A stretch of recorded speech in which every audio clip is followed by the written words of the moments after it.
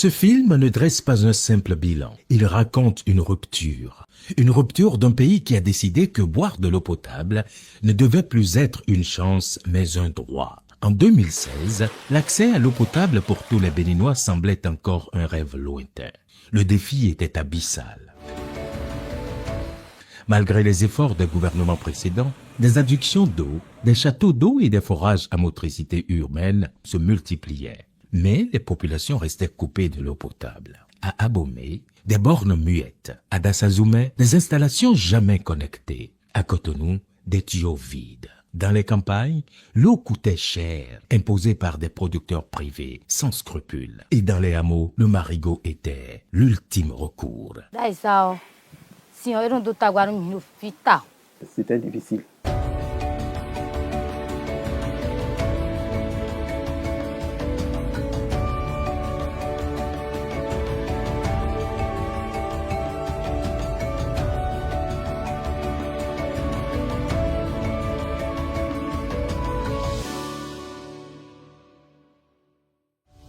Bien avant, l'eau que nous buvons, c'est l'eau de ruissellement. Il y avait une rivière à côté ici, c'est ça qu'on prend et on ajoute des produits dedans pour que ça soit un peu clair. Après ça, il y avait des privés qui ont fait des efforts personnels dans la zone. C'est ça qui nous a permis aussi d'avoir un peu de l'eau. Mais pour aller prendre ça, c'est difficile. Parfois, les gens ferment leur portail, donc tu es obligé d'attendre aux heures qu'ils veulent avant de nous donner de l'eau. Mais avec ceci, maintenant, je vois que l'accès est facile. Bienvenue dans le Bénin nouveau. Depuis une dizaine d'années, le gouvernement place l'accès universel à l'eau potable au cœur de ses investissements sociaux. Du nord au sud, en zone rurale comme urbaine, des projets structurants ont transformé la réalité. Une seule ambition, garantir l'accès à l'eau potable à tous les Béninois.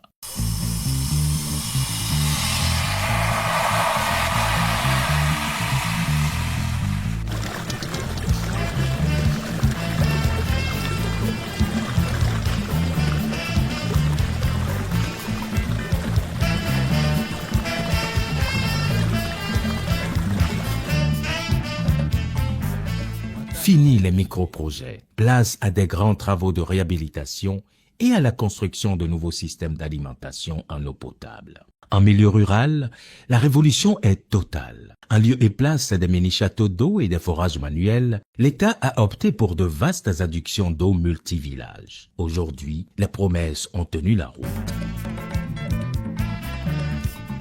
Avec l'avènement du gouvernement du président Patrice Talon, les actions et les initiatives engagées pour pouvoir asseoir de façon durable une économie résiliente et prospère intègrent un certain nombre de programmes qui ont pour finalité de corriger les inégalités, mais surtout d'accroître le bien-être des populations. Et parmi les programmes et les actions engagées dans ce cadre, le secteur de l'accès à l'eau potable occupe une place prépondérante.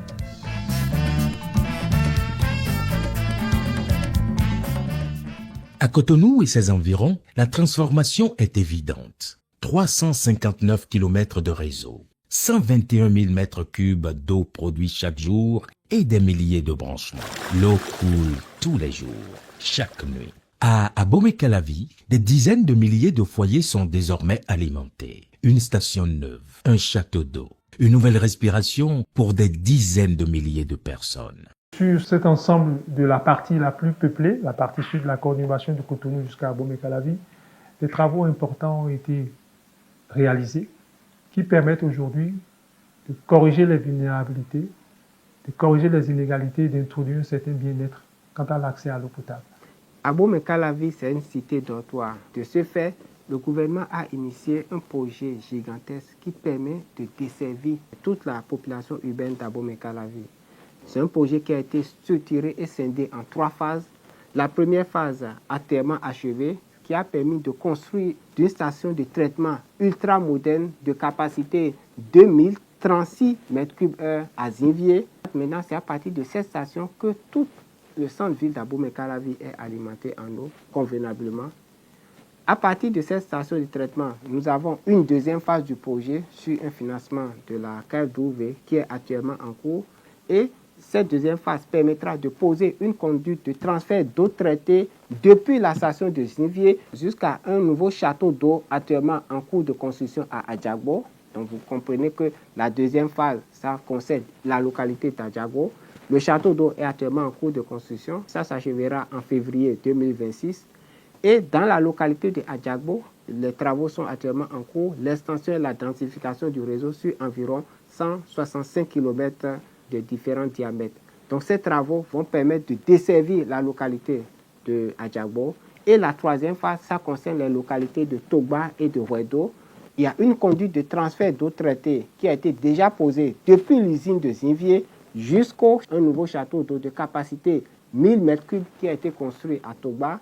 Et les travaux d'extension et de densification du réseau sur environ 360 km ont été effectués à Togba, Wedo et environ pour pouvoir desservir les populations de ces localités. Le centre du pays, les collines, le cœur du Bénin, est longtemps cœur sec. À Dassazoumé, on ne puisait que 398 mètres cubes par jour. À Glazoué, 275. Trop peu, trop fragile, trop injuste. Mais aujourd'hui, tout a changé. Dassazoumé est passé à 1398 mètres cubes par jour. Glazoué à 691. À Savalou, 162 mètres cubes heure. Le miracle a un nom, infrastructure. 2 grands barrages, des dizaines de stations, 220 km de réseau et 427 000 personnes qui ont maintenant de l'eau tous les jours.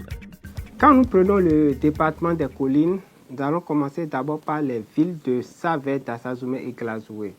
Au niveau de ces 3 villes, il y a avec le projet qui a été mis en œuvre par le gouvernement, il y a un barrage de capacité 2 millions de mètres cubes qui a été construit à Aedjoko, ainsi qu'une station de traitement ultra moderne de capacité 1500 mètres cubes à Gobé. Et c'est l'eau qui est prélevée au niveau du barrage, qui est traitée au niveau de cette station de traitement qui permet d'alimenter les 3 villes actuellement.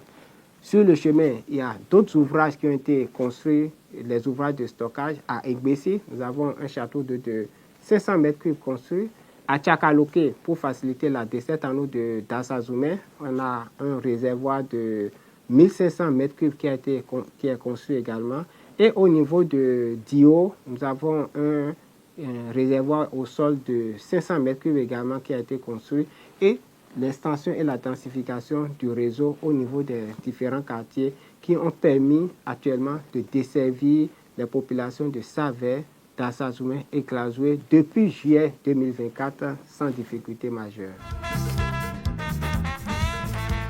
À part ces 3 villes, nous avons Savalou où après une première phase d'urgence qui a été mise en œuvre, il y a une phase actuellement en cours qui permet de mobiliser à la fois la ressource en eau existante souterraine et de renforcer par la ressource en eau de surface à travers une station de pompage qui est au niveau de Glazoué. Et ça, c'est l'eau qui provient du barrage à Aedjoko qui sera prélevée au niveau de Glazoué et acheminée jusqu'à Savalou où nous allons pouvoir alimenter la population à partir de cette ressource en eau. Quand nous allons laisser Savalou, il y a Banté qui n'est pas loin, où également le gouvernement a exécuté et mobiliser la ressource en eau. Et le projet vient de démarrer et pour un délai de 12 mois et les travaux sont actuellement en cours sur un financement du budget national.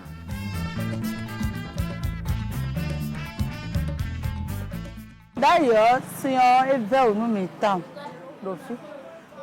souvent on a zéro à pour le temps sans les pour vite on finit à soutenir les tames comme l'autre, et la boy comptait comme la dossier.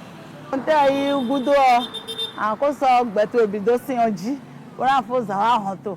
À Jandagwe, et à la Yito qu'on les choix, et dans l'émotion douan, et dans l'émotion douan, à Rouen, des fois, dans le Wai, lui, à Donon, Kabi, à Katenale Douma sous les ans.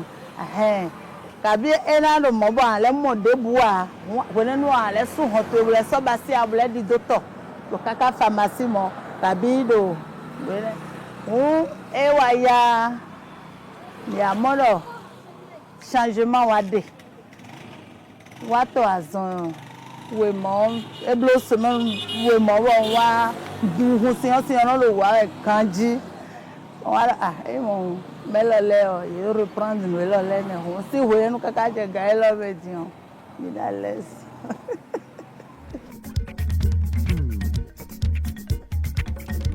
Si vous allez à Parakou, on a fait à Parakou un programme en 2 volets. Le premier volet a permis d'avoir une station moderne. Le deuxième volet nous permet aujourd'hui d'impacter pratiquement tous les quartiers de Parakou. Donc si vous voyez un peu ce que nous sommes en train de faire, je me cantonne aux centres les plus importants. Nous avons essayé de régler le problème de l'accès. Et ça nous permet aujourd'hui vraiment de tutoyer l'atteinte des objectifs de développement durable 6 des Nations Unies, qui est l'accès à l'eau potable à tous. À la campagne, Céline se réveille à 6 heures. Balayer la cour, préparer le petit déjeuner, s'assurer que les enfants sont à l'école. Mais aujourd'hui, une corvée a disparu. Fini les longues marches jusqu'au fleuve Koufo. L'eau coule maintenant d'un robinet. Juste là, non loin de sa concession. On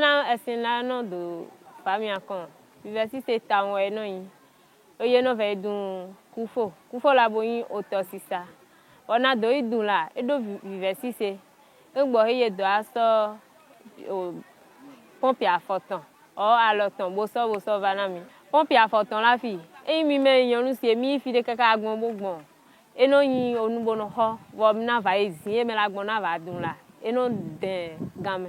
Wo mo va je, chahena château va mi va yi château non, mi pon tu château e bo yin onu dagbede. Château la enana o damiaton, e no yado e te ki klowe côté. Tant on a so abo de yi sin le pompe à photon. Awe ton e me na le ble fi di aton ene ha. Me me la ba va dun vo. Kengbo hena mi ona va tun, hebo na va tun. Game na din do e. Ina over château kon.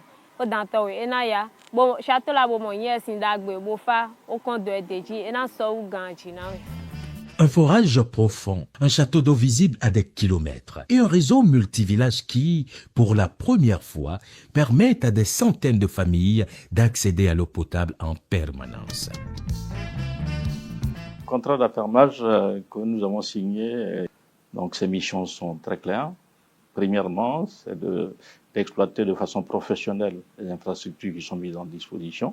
Deuxièmement, d'améliorer tous les indicateurs de performance, parce que dans un contrat d'affermage, il y a des indicateurs, notamment les taux d'accès, le rendement des réseaux, notamment les taux d'encaissement. Donc aujourd'hui, ils sont très bas. Donc l'État nous demande de les relever à des niveaux qui sont conformes aux standards internationaux et de maintenir le patrimoine qui est mis à nos dispositions en état de fonctionnement permanent. Alors dans la stratégie de privatisation des services publics d'eau potable au Bénin, l'État a maintenu l'idée d'entretenir une compétition. Ce n'est pas une concurrence. Donc, il y a 2 opérateurs qui sont sur l'ensemble du territoire en milieu rural. Et pour ce qui nous concerne, nous couvrons 8 départements constitués, enfin qui représentent à peu près 49 communes où nous assurons le service d'eau potable. L'agence de l'eau a confié à la société fermière, en l'occurrence notre société, la SBA des eaux, la gestion technique et commerciale du service de l'eau potable en milieu rural, dont notre périmètre d'affermage, à savoir les 3 départements de l'Atlantique dans le sud, la Takora et la Donga dans le nord et le centre-ouest. En grosso modo, la SBA des eaux, conformément aux conditions de contrat, fait le meilleur d'elle-même pour assurer une continuité de la desserte d'eau en quantité et en qualité à tous nos abonnés. Et ce n'est pas tout. L'eau est maintenant accessible à toutes les bourses. En milieu rural, un tarif unique est appliqué. 15 francs CFA la bassine, 598 francs CFA le mètre cube. L'eau ne doit pas coûter plus cher au village qu'à la ville.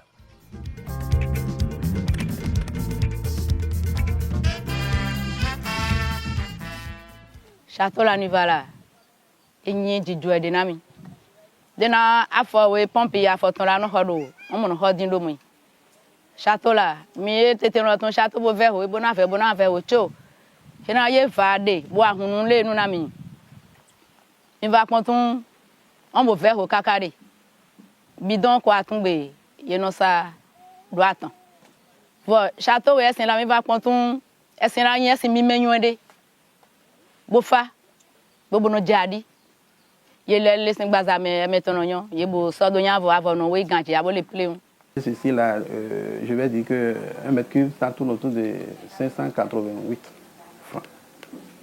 Alors que l'autre là, si tu avais pris 1 mètre cube, 40 bidons là, ça tourne autour de 1000 francs. Moi, je vois qu'il y a une grande différence. Dans les quartiers d'Akpakpa, d'Agbangandan et de Samapodi, l'eau n'était pas un service, c'était un luxe. Quelques heures par jour, parfois moins. Pour mettre fin à cette injustice, le gouvernement a déclenché une action d'urgence et engagé près de 17 milliards de francs CFA. Un chantier d'envergure est alors lancé. Une usine de traitement de 1000 mètres cubes par heure, 4 nouveaux forages, 2 réservoirs, un système de télégestion et plus de 35 km de canalisation moderne installés sous terre. L'objectif était clair, offrir aux populations une eau qui arrive enfin sans rupture. Une eau qui coule en continu, tous les jours, à bon débit et pour longtemps. Les efforts du gouvernement pour la partie est de Cotonou, Akpakpa, qui était vraiment en peine, sont même intitulés « Mesures d'urgence d'Akpakpa ». Parce que dans la correction globale de ce que nous sommes en train de faire sur l'instruction du gouvernement pour améliorer l'accès pour l'ensemble de la conurbation de Cotonou, le projet au départ, c'était de renforcer Akpakpa. Mais la mesure d'urgence a complètement changé l'option du gouvernement. L'option du gouvernement, c'est de doter définitivement Akpakpa de son usine. Et nous sommes allés jusqu'à Djara pour pouvoir trouver un champ captant qui nous a permis de mobiliser pratiquement 600 mètres cubes heure, c'est déjà très important, et de transporter l'eau depuis Adjara en traversant la lagune de Port-Nouveau pour atterrir à PK18 et alimenter une usine ultra moderne avec une base de reprise de pratiquement 1000 mètres cubes et qui permet d'alimenter le château d'eau qui est derrière le marché de Touplébé pour pouvoir complètement corriger les peines des habitants d'Akpakpa. Aujourd'hui, Akpakpa n'a plus de problème d'eau. Comme je l'ai dit, depuis juillet, nous corrigeons pas mal de choses, mais aujourd'hui, le déficit de production est corrigé. Le château d'eau se remplit. Nous avons déjà même eu des témoignages. Moi, j'ai des messages de personnes qui me disent « Ah, mais vous savez pas, on ne sait pas ce que vous avez fait, mais on n'a même plus besoin de suppresseur pour avoir l'eau au premier étage. » Donc, c'est quelque chose donc, qui va s'améliorer avec le temps.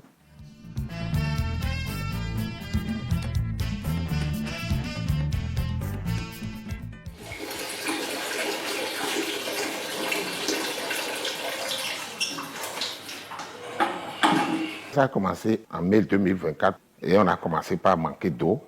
On a cru que c'était les pannes, mais à partir de cet instant, on n'a même plus une seule goutte d'eau dans les robinets. On avait cru que c'était ce qui se passait avant où vous n'avez pas l'eau dans la journée et la nuit, l'eau arrive. Curieusement, que ce soit le jour, que ce soit la nuit, vous n'avez pas une seule goutte d'eau potable qui sort des robinets. Et à certaines nuits, comme avant, vous prenez votre chaise ou votre tabouret, vous vous asseyez à côté du robinet avec les moustiques jusqu'à 6 heures du matin. Vous n'avez pas une seule goutte d'eau. Nous sommes heureux aujourd'hui d'avoir de l'eau. L'eau source de vie, là, nous on l'a connue. Sana. Vas-y, sobo ici, non.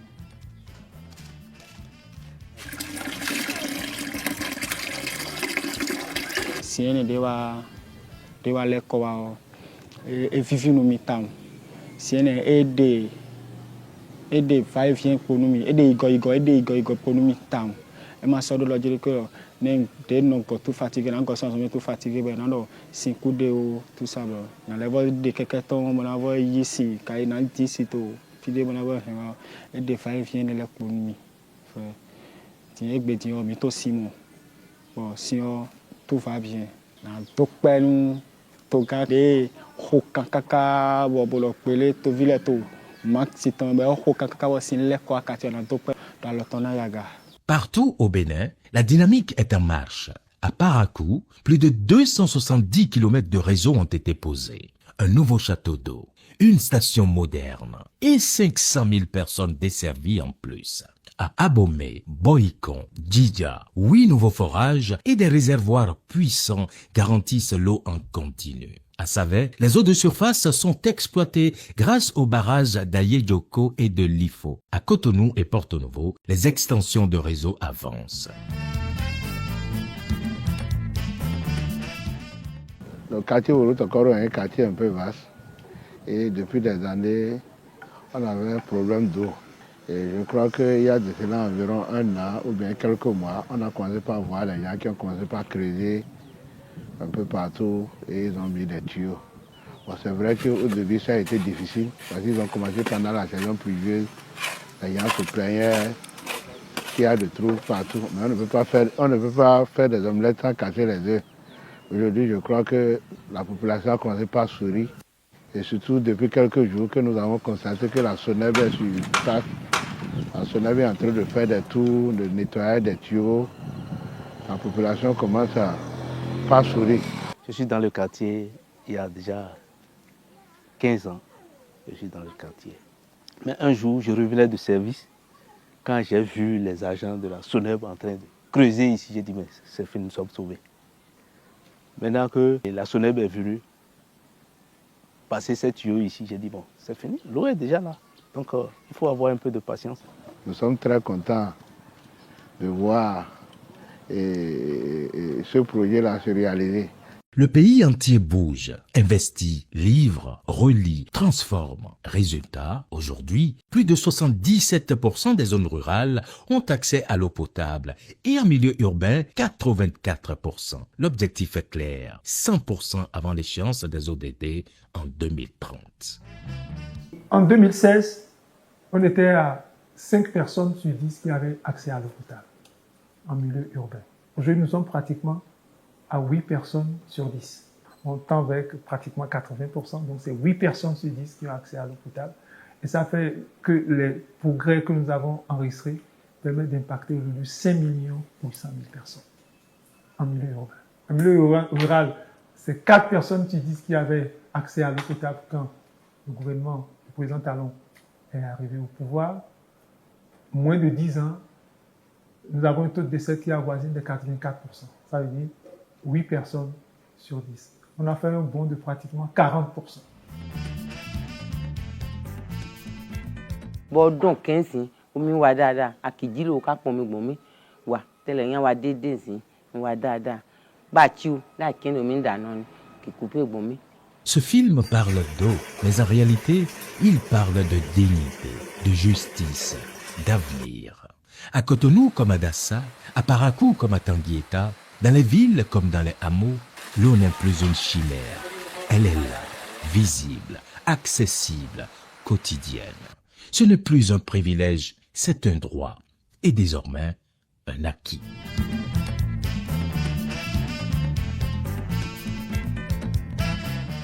Aujourd'hui, le gouvernement a subventionné et puis nous avons de l'eau potable. Et actuellement, nous n'allons plus dans les marigots pour chercher de l'eau. J'ai eu ce compteur à un coût réduit, 10 000 francs. Vraiment, je suis fier. Je suis fier, il faut le dire, je suis fier. Le gouvernement a fait d'énormes travail. Et nous devons le remercier et le reconnaître aussi. Depuis que vous êtes venu installer votre robinet dans le collège, vraiment, la communauté scolaire du CEG Toria Vamey est dans une grande joie. Donc, je tiens à dire merci.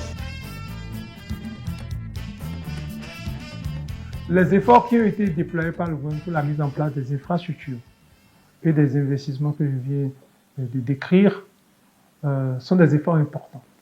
Et les moyens mobilisés pour en arriver à ce niveau d'investissement sont des moyens inégalés qu'on n'a jamais connus par le passé. Le gouvernement investit un montant total de 434 milliards de francs CFA à date de 2016 à 2025 pour pouvoir financer l'ensemble de ces infrastructures. Ça, c'est dans l'urbain. Dans le rural, les efforts ont été plus importants, pratiquement le double. Donc vous voyez un peu de 2005 à 2025 ce qui a été consenti dans ce secteur pour pouvoir permettre de satisfaire donc les besoins qui